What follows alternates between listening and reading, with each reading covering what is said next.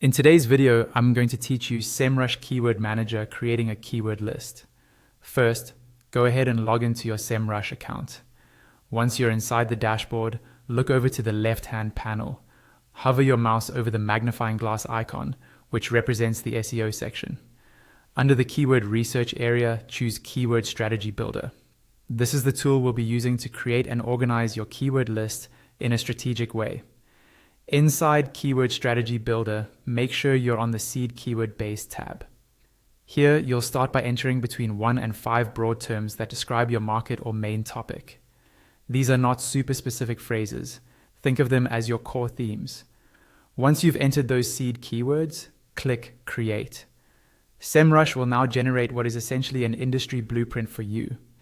It can take a little while for all the data to load, so give it a moment and let everything populate fully before you start analyzing. When the results appear, start by mapping out the structure of your market. Look at the highest volume categories that the tool generates.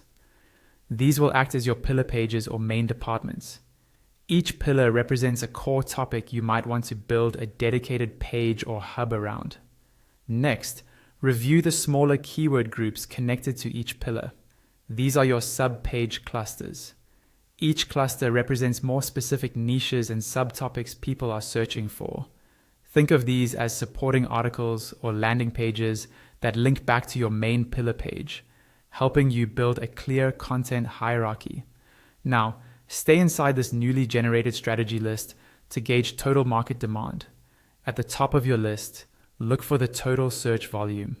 This aggregated number gives you an estimate of the maximum potential monthly audience size for this entire market or topic set. It's a quick way to see whether you're dealing with a small, niche opportunity or a broader, high-traffic space. Also pay attention to the average keyword difficulty or KD percentage. A high average KD means there are already many strong, established websites competing for these terms. A lower KD suggests there might be more room for you to enter and gain visibility, especially if your site is still growing. Finally, use the intent column to uncover what your target audience is actually trying to do. Focus first on clusters marked with C for commercial and T for transactional.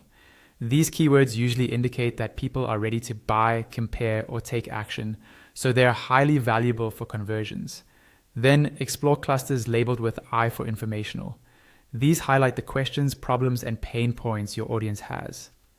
They're perfect for educational content, blog posts, and guides that build trust and bring people into your funnel.